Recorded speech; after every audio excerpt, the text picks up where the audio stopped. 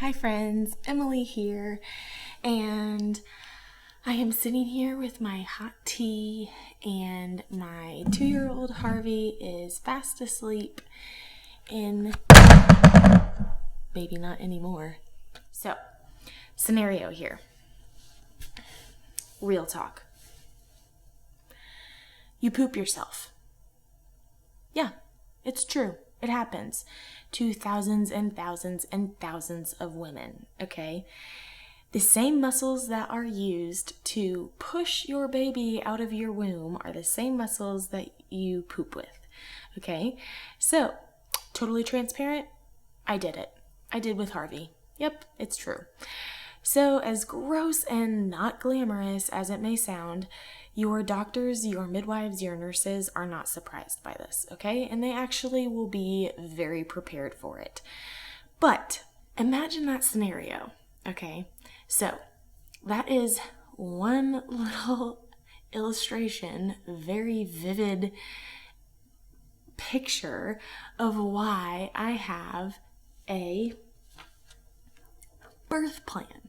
For me personally, I don't have the type of personality that wants an audience when I give birth. And thank goodness it was just me and my husband when I gave birth to Harvey because of that exact thing. You may poop yourself, and that's just the reality of things, okay?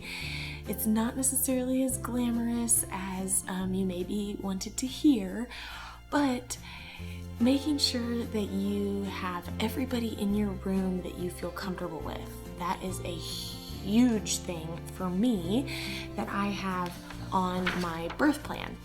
So I have written down I'd like my spouse present before and or during labor. And you can have the whole list of people down on your birth plan that you'd like in the room with you. There are other small things like your name and your blood type and the prospected baby's name. You could put the baby's name. When I was laboring with Harvey, I actually had to be induced. So that wasn't necessarily our plan. I wanted to actually try to go all natural, but he was very comfortable in his little cocoon. So I had to end up being induced about 10 days late. After about 10 hours of labor with the Pitocin and really intense back contractions, I went ahead and decided to get an epidural. And again, this was not in my game plan. I tried to go my longest and I knew that this was just going to be our journey. So releasing that tight white-knuckled grip and keeping it with open hands is something that I always tell other moms, because you want, most importantly, your baby to come safely and healthy, if at all possible. Whether you give birth at home or in a birthing center or in a hospital, there's so many different options. Some people give birth in a car, and that's not necessarily what they plan either. But for me, in my first experience and with my second experience, what I would love and what I did love is having the room very dimly lit. I didn't want a lot of bright lights. I had music playing, so I brought a little speaker for me and my spouse. Another big thing for me personally, I love to move, okay? It's very hard for me to stay in one position. So I have on my birth plan, I'd like to spend labor in all of the possible positions if my body allows, if I'm able to. Standing up, lying down, in the big bathtub. We had a huge bathtub in our room for being induced. I mean, it was like a huge jacuzzi, and I would get in and out of that hot bathtub because sometimes it felt really good on my back to relieve some of the pressure, and then other times it was like, ooh, this contraction feels awful, I have to get out, get me out of here. And then I would just start walking around the hospital. sometimes even with Harvey, I was doing lunges up and down the aisles of the hospital just to get my legs moving, keep a little bit of blood flow through my limbs.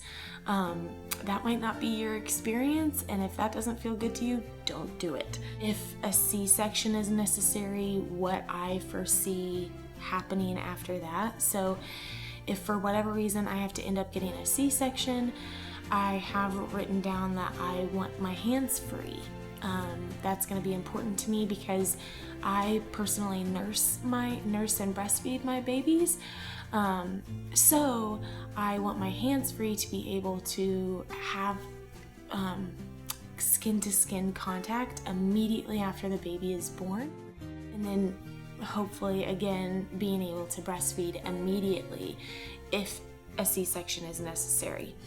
My spouse with Harvey, with our firstborn, he wanted to cut the cord, so I have that written down. The umbilical cord is still attached to mommy when the baby comes out. So on our birth plan, we have written down that we want delayed cord clamping because there's still a lot of nutrients and really important minerals and things that can go through the blood from the mom to the baby after the baby is born.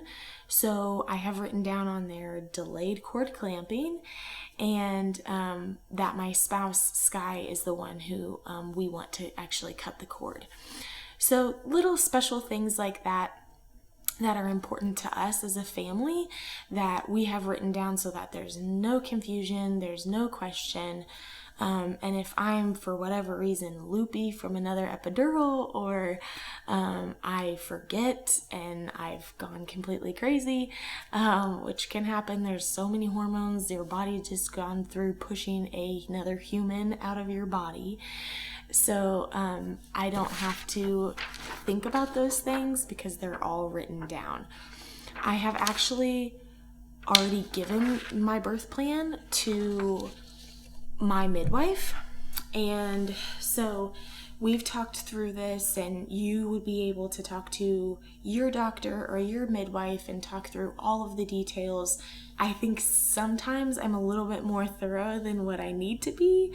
Like I said, a lot of things can change, but in blue sky world, this is what I foresee baby number 2 happening for our journey to get him out into the world. Some people like to go into the hospital. I'm going to be induced on this date with this epidural at this time, and the baby comes and poof, that's your journey. That's your story with your little one. And that's amazing. It's an incredible thing to experience. I just want to encourage you that no matter how your baby comes, as you're preparing your birth plan, know that it is your journey and it is special to you and to your baby, however that baby comes. And so it makes it fun to still kind of plan ahead and say, hey, yeah, I would like that, or no, that's not for me. But to know that a lot of things can change as well. Keeping those hands very loosely gripped is really important. So just a few things that I thought I'd share with you guys, and I hope that helps. And yeah, we'll see when this baby comes, and stay tuned because I'm sure I will want to share with you guys how baby number 2 actually enters the world. So stay tuned, always subscribe because I will be sharing all kinds of other different tips and tricks and things that I like to do as a mommy of a toddler who is 2 and also another little newborn who's coming on the way. So make sure you subscribe and stay tuned. Bye guys. Mama out.